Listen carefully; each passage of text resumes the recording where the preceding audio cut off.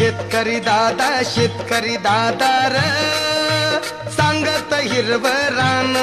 तुझं शेती मळ्याचं गाण मी गातोय आनंदान तुझं शेती मळ्याचं गाण मी गातोय आनंदान